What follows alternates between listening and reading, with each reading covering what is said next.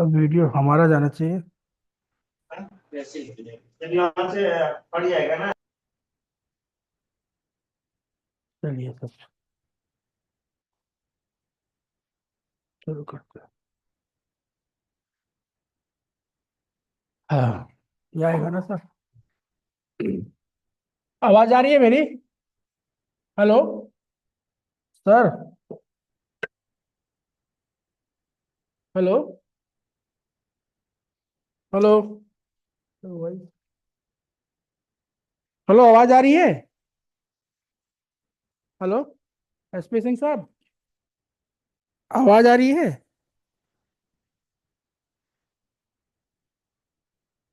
Hello. Hello. अच्छा ठीक।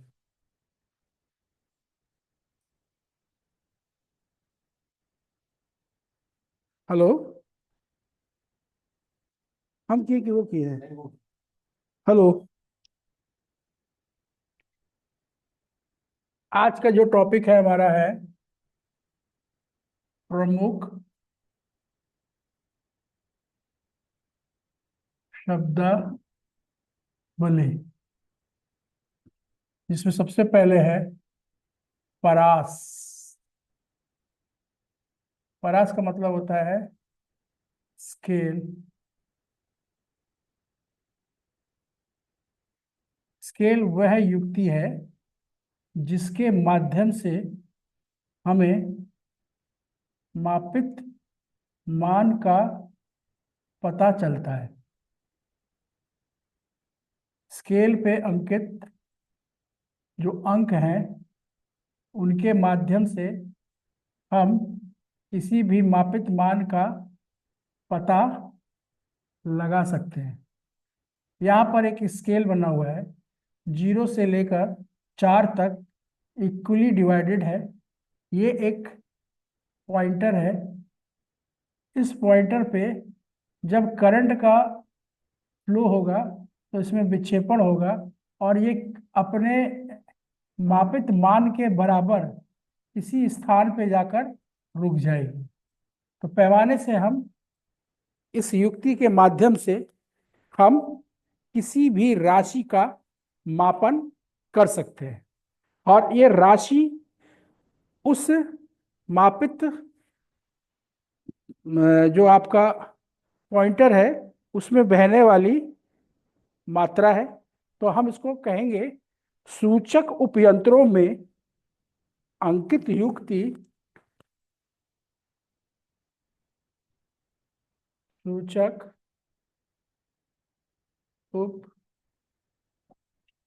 उपयंत्रों में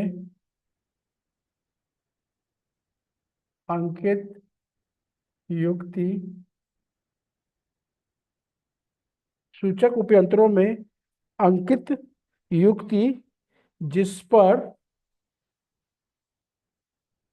जिस पर जिस पर ये सूचक यानी पॉइंटर सूचक जिस पर सूचक जिस पर सूचक मापन राशि का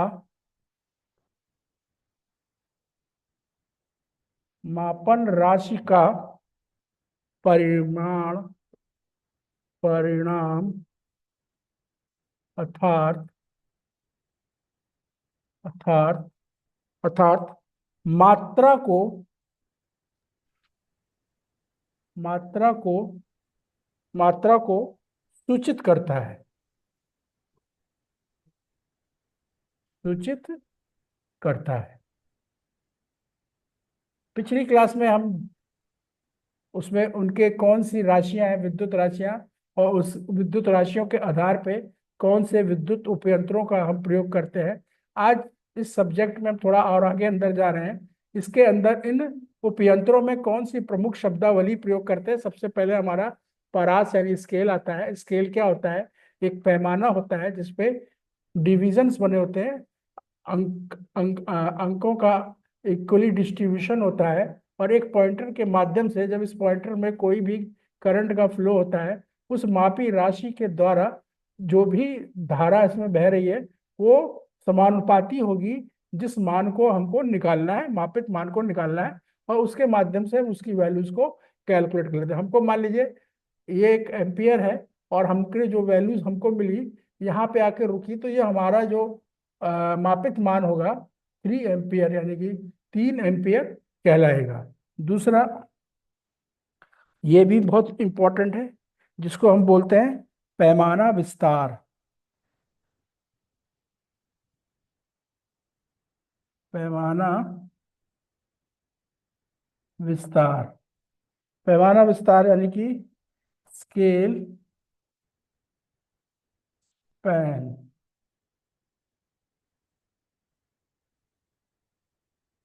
स्केल स्पैम इस अंकित पैमाने पर अधिकतम पाठ्यांक तथा न्यूनतम पाठ्यांक के अंतर जो होता है उसको हम पैमाना विस्तार कहते हैं। मैं यहाँ पे 2 डायग्राम बनाऊंगा और 2 डायग्राम आप देखिएगा कि एक स्केल मैंने बनाया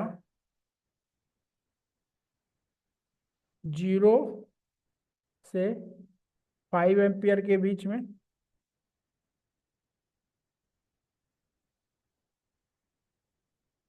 और इक्वली 4 भागों में डिवाइड कर दिया।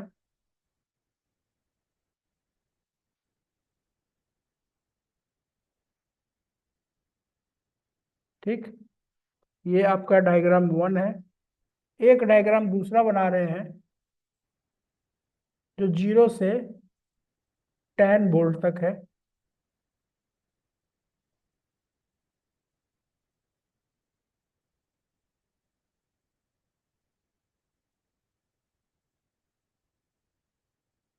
और इसको भी हम इक्वली डिवाइड कर दे रहे हैं।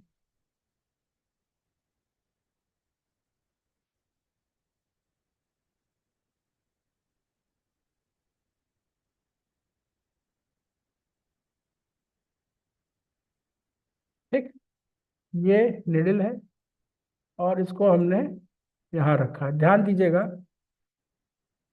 ये आपका डायग्राम 2 है। ये इसका वो पॉइंट है जहाँ पे निडल यहाँ पे कीलित है। इस पॉइंट पे निडल पॉइंटर कीलित है। तो पैमाना विस्तार क्या कहता है कि इस अंकित पैमाने पर जो अधिकतम, ये आपका अधिकतम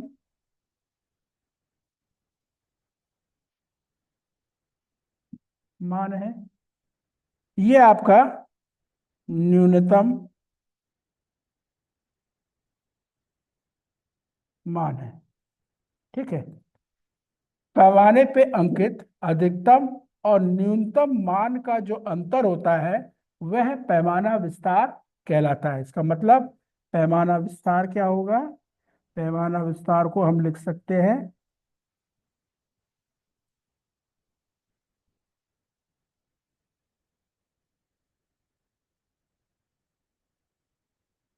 अधिकतम मान माइनस न्यूनतम मान। इस तरह से अगर डायग्राम 2 को अगर हम देखें तो यहाँ पे जो न्यूनतम मान है वो आपका 0 है, अधिकतम मान 10 है। तो इसका पैमाना विस्तार क्या हो जाएगा? पैमाना विस्तार, ये आपका अधिकतम मान है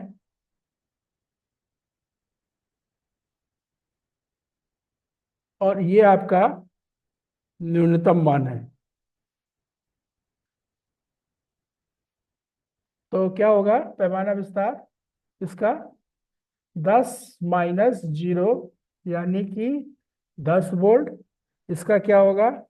5 - 0 यानी कि 5 एम्पियर। पैमाना क्या हुआ? पैमाना स्केल पर या पैमाने पे अंकित मापित मान है, जो मापित मान की राशियों को रेखांकित करते हैं, जिसके माध्यम से हम उन मानों को ज्ञात कर सकते हैं। पैमाना विस्तार क्या है? पैमाना विस्तार यानी कि स्केल स्पैम। इस स्केल पर अधिकतम और जो न्यूनतम जो मान अंकित हैं, जो दर्शाए गए हैं, उनका अंतर, ये इसका पैमाना विस्तार कहलाएगा। किसी भी स्केल पे जो भी अधिकतम मान होगा उसके न्यूनतम मान से अगर हम घटा देंगे तो हम उसको पैमाना विस्तार उसका निकाल लेंगे। ठीक है, यहां तक सबको समझ में आ गया। अब चलते हैं आगे के पॉइंट पर, तीसरे पॉइंट पर।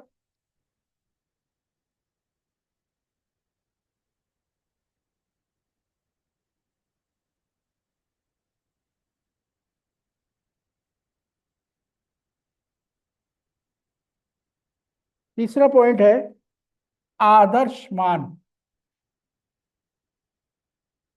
इस पे आप जरा ध्यान देंगे सब लोग। आदर्श मान मतलब, आदर्श मान किसको कहेंगे?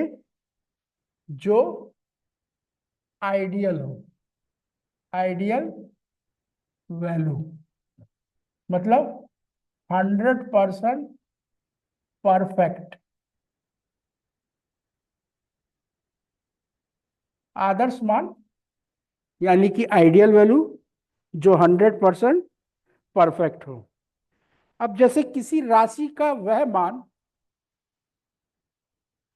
किसी भी राशि का वह मान जो 100% यानी कि जो परम सत्य है, एब्सोल्यूट वैल्यू हो, आदर्श मान कहलाता है। बहुत ही आसान इसकी परिभाषा है। किसी राशि का वह मान जो 100% सत्य हो, ठीक है, उसको हम क्या कहेंगे? आदर्श मान कहेंगे। ठीक।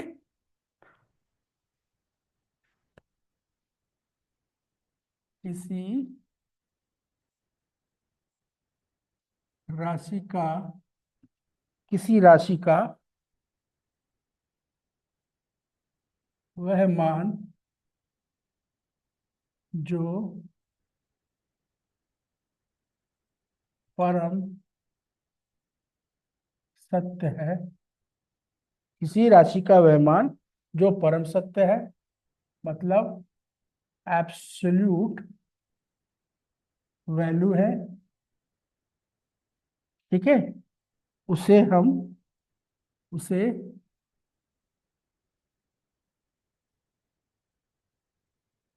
आदर्श मान कहेंगे। ठीक। अब एक चीज यहां नोट करने वाली है कि इस पूरे वास्तव में कोई भी आदर्श मान की प्राप्ति नहीं हो सकती। ये एक नोट यहां पे लिख लीजिए। वास्तव में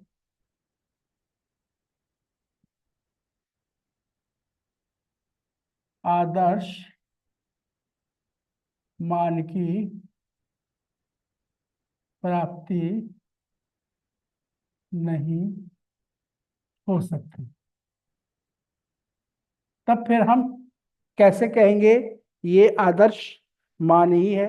इसको हम आदर्श मान के हिसाब से इसकी गणना कर सकें और इस गणना के आधार पर हम ये बता सकें कि हम जो भी मान ले रहे हैं उस मान के अंतर्गत जितने भी वैल्यूज आ रही हैं, क्या वो आदर्श मान की श्रेणी में है? तो हम कह सकते हैं कि जो वैल्यूज हमने प्राप्त करनी है, जिसके माध्यम से हमको प्राप्त करनी है, उस वैल्यूज का हमको परीक्षण करना चाहिए। उसके हमको सेट्स ऑफ वैल्यूज निकालनी चाहिए। उदाहरण लें, मान लीजिए आपके पास एक बाइक है और नई बाइक है, पावर बाइक है, और इस बाइक ने ये कहा कि हम 1 लीटर में 90 किलोमीटर पर लीटर का माइलेज देंगे। ठीक है, ये किसी एग्जाम्पल के तौर पे किसी कंपनी का ये दावा है कि 1 लीटर के अंदर ये 90 किलोमीटर तक चलेगी। अब जब वास्तव में हमने इसका परीक्षण किया, मापित मान निकाला, जब इसको चलाया, तो हमने पाया कि ये सिर्फ और सिर्फ 75 किलोमीटर पर लीटर में गई। ये जो 90 किलोमीटर पर था, ये हमारा परम, इस बाइक का परम सत्य था, ये हमारे लिए आदर्श मान था। लेकिन जब हमने इसको मेजर किया, चलाया, तो जब मेजर किया, जब हमने इसको चला के वास्तव में देखा, तो ये हमारा वास्तविक मान आया। ठीक है, तो जब हम दिए गए मान का परीक्षण करके जो वैल्यूज निकालते हैं, वो वैल्यूज वास्तविक मान कहलाती है। इस वैल्यूज को आप रियल वैल्यूज बोल सकते हैं, इस वैल्यूज को आप ट्रू वैल्यूज बोल सकते हैं। एक्चुअली यही वैल्यूज आएगी बार बार जब आप चलाएंगे, तो 75 किलोमीटर तक ही इतना ये माइलेज देगी।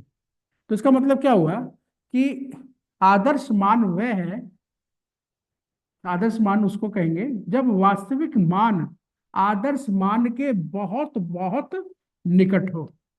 तो हम दोबारा एक मार्केट में गए, हमने इसके आधार पर एक और बाइक ली, और उस बाइक ने कहा कि हम 80 किलोमीटर पर लीटर का माइलेज देंगे।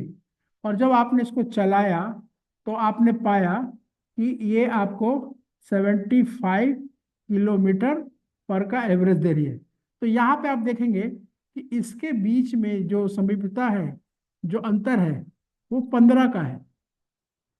ठीक है, और इसके बीच में जो अंतर है वो 5 का है। ये जो वैल्यू है, ये ये जो वैल्यू आपने वास्तविक मान की जो वैल्यू निकाली है, ये वास्तव में देखा जाए तो ऊपर वाली बाइक से ज्यादा इसके समीप है। तो अगर आपको चयन ही करना है, तो आप देख सकते हैं कि इस आदर्श आइडियल वैल्यू के आधार पर आप तुलना भी कर सकते हैं, उसका चयन भी कर सकते हैं, और जो वास्तविक मान के करीब होगा, वही आपके लिए सही माने में सही वैल्यू को दर्शाएगा, वही आपका सही चयन कहलाएगा। चौथा चौथा भी इंपॉर्टेंट है कि आदर्श मान है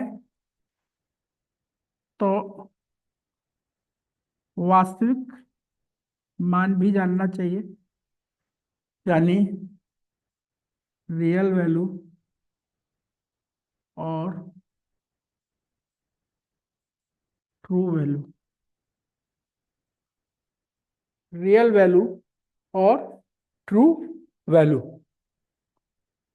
अब वास्तविक मान के लिए, अगर आप तो जानते ही हैं कि अगर किसी भी वस्तु का रियल वैल्यू के निकट होना, जितनी रियल वैल्यू उसके निकट होगी, वही वैल्यू आपके लिए क्या कहलाएगी? वास्तविक मान कहलाएगी। अब वास्तविक मान के आधार पर आप कह सकते हैं कि ये जो वैल्यूज आप निकाल रहे हैं, ये वास्तविक वैल्यू है। एग्जाम्पल हम लेंगे यहाँ पे, आपके लिए सबसे जरूरी ये जानना है कि कैसे कोई वैल्यू किसके निकट हो सकती है। बहुत अच्छा एग्जाम्पल ले रहे हैं। मान लीजिए आपके पास एक घर है, और आप बिजली के लिए रिक्वायरमेंट दिए कि मेरे यहाँ बहुत सारा सामान है, टीवी है, फ्रिज है, कूलर है, मशीन है, हैवी मशीन्स हैं, सेंट्रलाइज एसी है, तो मुझको 100 एम्पियर की करंट की रिक्वायरमेंट है, ये मेरी आवश्यकता है। इस आवश्यकता के लिए मुझे जरूरत है 100 एम्पियर एक घर के लिए। ठीक। तो 100 एम्पियर का जब आप अपनी रिक्वायरमेंट डालेंगे तो वहां पर ये कहा गया कि हम 100 एम्पियर तो सप्लाई आपको नहीं दे सकते। इतनी सी सप्लाई आपको एक व्यक्ति को तो एक घर के लिए प्रोवाइड, क्योंकि हमको बहुत सारे घर देखने हैं। तो हम और सिर्फ आपको 80 एम्पियर तक की ही सप्लाई दे सकते हैं। ठीक है। जब आपने इसको मापा, इसका मापन किया, इसका मापित मान निकाला, तो आपने पाया जो मापित मान है वो 79.5 एम्पियर है। तो 100 एम्पियर आपका आइडियल वैल्यू हो गया, यानी आदर्श मान हो गया। 80 एम्पियर आपका वास्तविक मान हो गया, क्योंकि 80 100 के ज्यादा करीब है। और ये जो आपने वैल्यू कैलकुलेट किया है ये आपका मेजर्ड वैल्यू हो गया, मापित मान वैल्यू हो गया। ये आपकी ट्रू वैल्यू हो गई। तो आपने देखा, आदर्श मान देखा, वास्तविक मान देखा। यानी वास्तविक मान वह मान है जो आदर्श मान के कितने करीब है, कितने नजदीक है। ठीक है। अब इसके बाद हम चलेंगे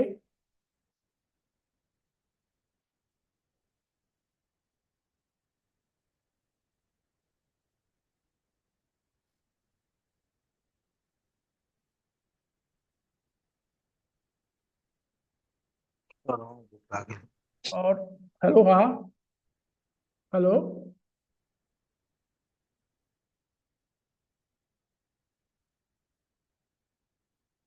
जी।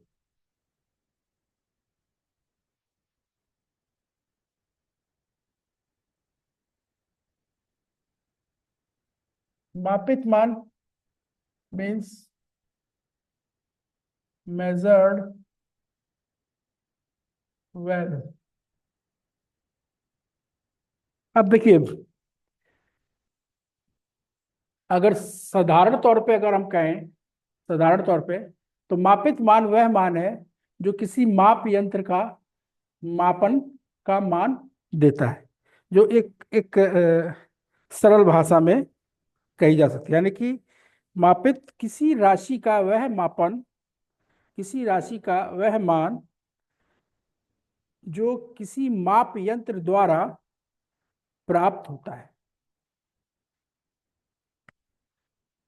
किसी राशि का, किसी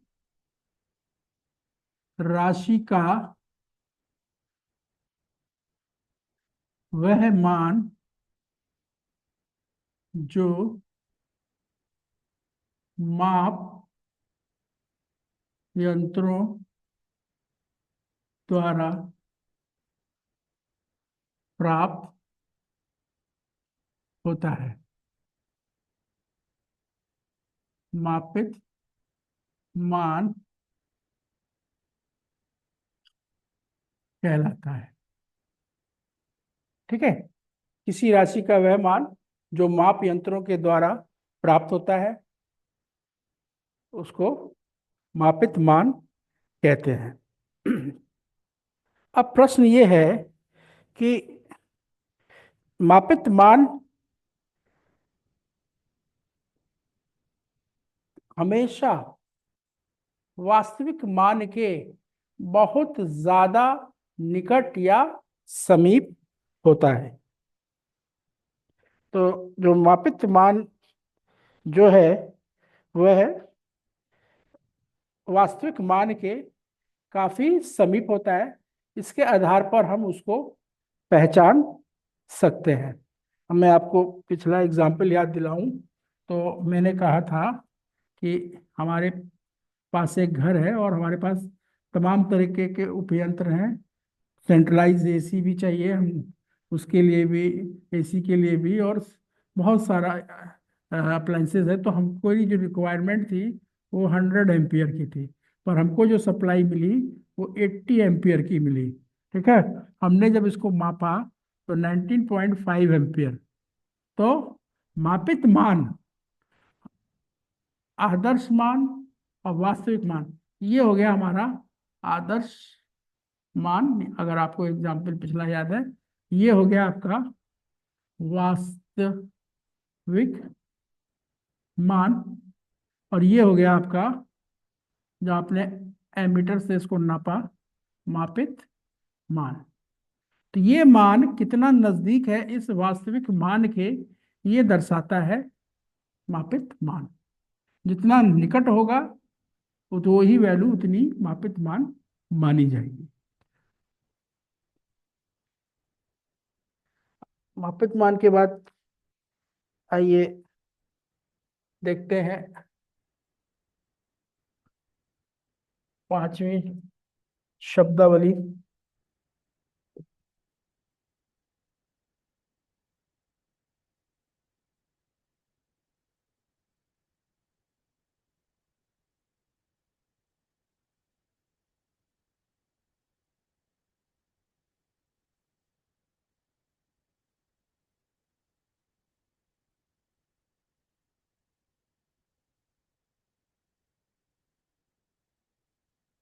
अब आपको पांचवा है विभेदन। ये आपके एग्जाम में कभी कभी पूछ लेता है। इंग्लिश में इसको बोलते हैं रिजोल्यूशन। रिजोल्यूशन का मतलब क्या होता है कि जब हम किसी का मापन करते हैं और माप यंत्र द्वारा हमको दो या दो से ज्यादा सूक्ष्म मापों का पता चलता है, तो इन मापों के अंतर, मतलब इनके जो द्वारा मापी गई जो राशि है, उन राशियों के अंदर जो अंतर है वो हम स्पष्टता देख सकते हैं, पहचान सकते हैं। ये ज़्यादातर इलेक्ट्रॉनिक यानी डिजिटल में ज़्यादा रेजोल्यूशंस देखा जाता है। मान लें आपने एक एमीटर की मदद से एक मान आपने निकाला, एक धारा का मान आपने पता किया। ठीक है। और इसमें कितनी धारा बह रही है इस धारावाही चालक में, या आपने एमीटर से लिया, फिर आपने मल्टीमीटर से भी इस धारा का मान ज्ञात किया। आपके पास दो दो मीटर से धारा की वैल्यूज आई, तो आप जो मल्टीमीटर से जो करंट का मापन करेंगे, वो जो वैल्यूज आएगी वो, उसका मान, रिजोल्यूशन आपके एमीटर के रिजोल्यूशन से ज्यादा होगा। यहाँ पे आपको जो मान प्राप्त होगा, ये प्राप्त होगा, जैसे मान लिया आपने एक एग्जाम्पल ले लें, 2.4 एम्पियर। ठीक है। अब जब आप मल्टीमीटर से लेंगे तो ये आएगा 4.32 एम्पियर। तो ये आप देख रहे हैं जो रिजोल्यूशन हो रहा है, जो अंतर विभेद हो रहा है, वो ज्यादा है एमीटर यानी कि जो संवेदी संवेदक जो उपयंत्र है एनालॉग, उसकी अपेक्षा मल्टीमीटर में जो आपको विभेदन अच्छे से मिल रहा है, ज्यादा रेजोल्यूशन के साथ मिल रहा है। तो जितना ज्यादा रेजोल्यूशन होगा वह मान उतना ही एक्चुअल यानी कि वास्तविक मान होगा।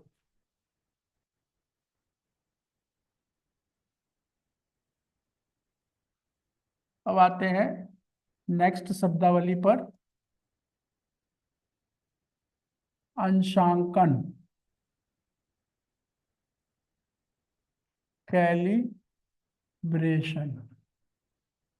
ये एक इंपॉर्टेंट टॉपिक है, अंशांकन। देखिए, अंशांकन का मतलब शाब्दिक रूप से अगर आप देखें तो आप ये प्राप्त कर सकते हैं कि हमारे अंशांकन करने पर, हमारे अंशांकन पर क्या चीज स्पष्ट रूप से आती है। शुरुआत किया था पैमाने से, तो ये है मेरा पैमाना।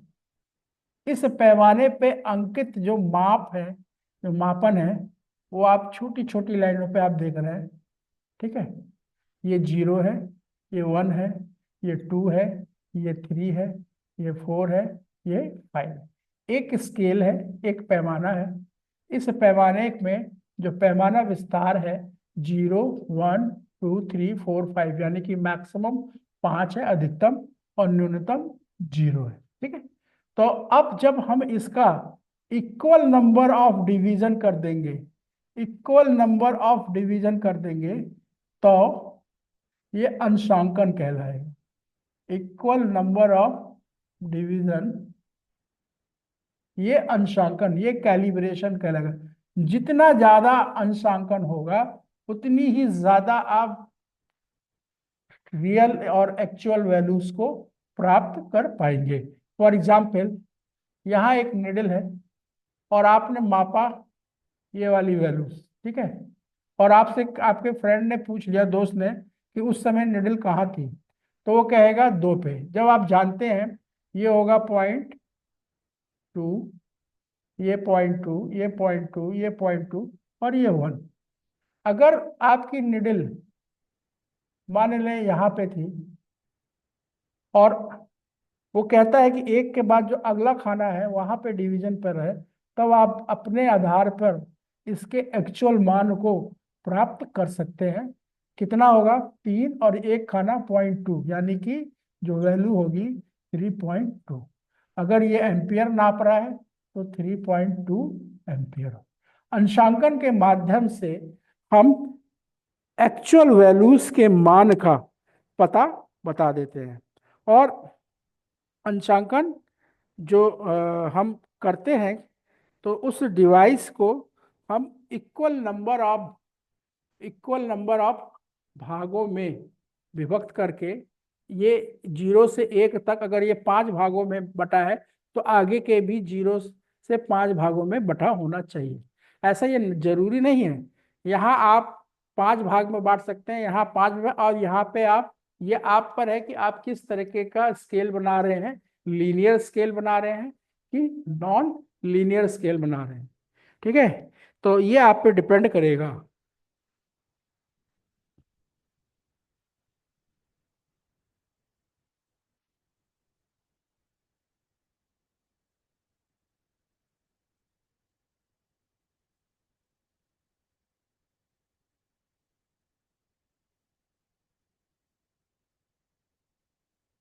अब ये और दूसरा इम्पोर्टेंट टॉपिक है, ये भी आपके एग्जाम में आता है, यथार्थता।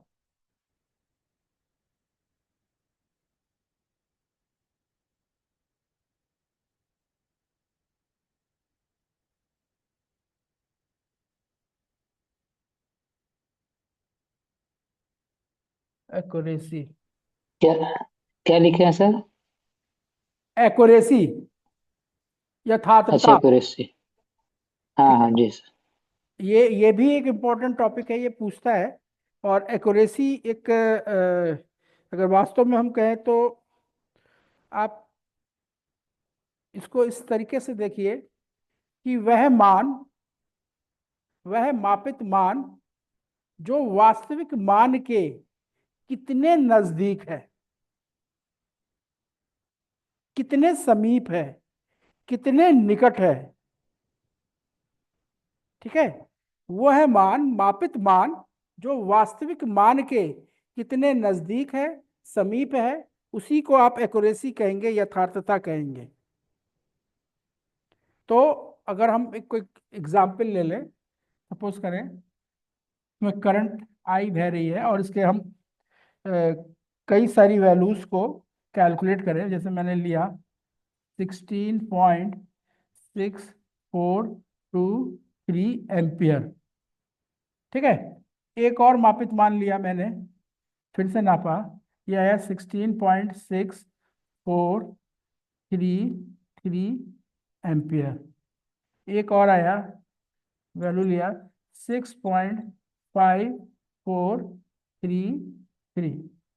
तो ये मेरे पास तीन मान है, और जो मुझे मान इसका पहले से प्राप्त था वो था 16.62।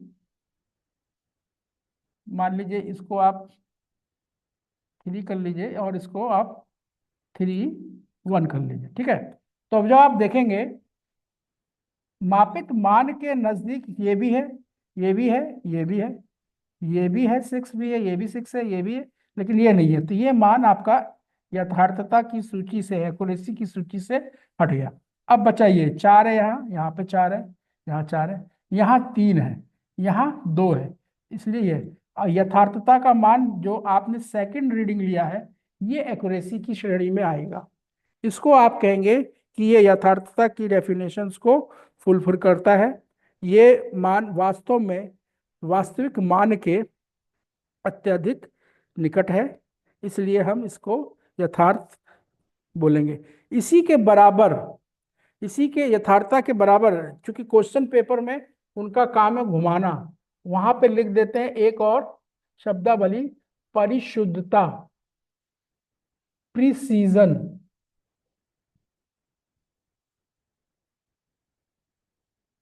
परिशुद्धता, देखिए परिशुद्धता का मतलब यहाँ पे जो आप देख रहे हैं कि वास्तविक मान के कितने नजदीक है, वहां पे भी परिशुद्धता में भी, प्रिसीजन में भी वही चीज आती है कि कोई वैल्यू बार बार कितनी बार रिपीट हो रही है। दो एग्जाम्पल लेंगे, दो दो एग्जाम्पल लेंगे और 3 सेट ऑफ रीडिंग्स उतारेंगे। एक में मेरे पास आया 5.47 एम्पियर, फिर नापा 4.57 एम्पियर, फिर नापा 4.7 एम्पियर, और अगर मैंने यहाँ पे वैल्यू लिया 4.4432 एम्पियर, 4.4632 एम्पियर, 4.4642 एम्पियर, तो आप देखेंगे जितने सेट्स ऑफ आप वैल्यूज ले रहे हैं, रिपीटिशन की बात आप करेंगे तो बार बार जो वैल्यू रिपीट हो रही है इस वाले जो मीटर से आप ले रहे हैं ये परिशुद्ध है। इसमें परिशुद्धता 100% है, प्रिसीजन बहुत एक्यूरेट है। तो ये जो परिशुद्धता, यथार्थता, अंशांकन, ये एक इम्पॉर्टेंट है, ये आपके एग्जाम्स में पूछते हैं। और जब हमारा आपसे फिजिकल क्लास अगर कभी अगर मिलती है तो इसके आगे के जो भी जो टॉपिक्स होंगे लेंगे। अभी चूंकि क्लास में आपका समय भी शायद मुझे लग रहा है ख़त्म हो रहा है, इसके बाद की जो नेक्स्ट टॉपिक है उसके बारे में मैं थोड़ा सा जिक्र करूंगा। बोलते हैं उस टॉपिक का नाम है त्रुटि, एरर। ये भी एक शब्दावली है और ये इटसेल्फ एक क्वेश्चन भी है, त्रुटि एक टॉपिक भी है।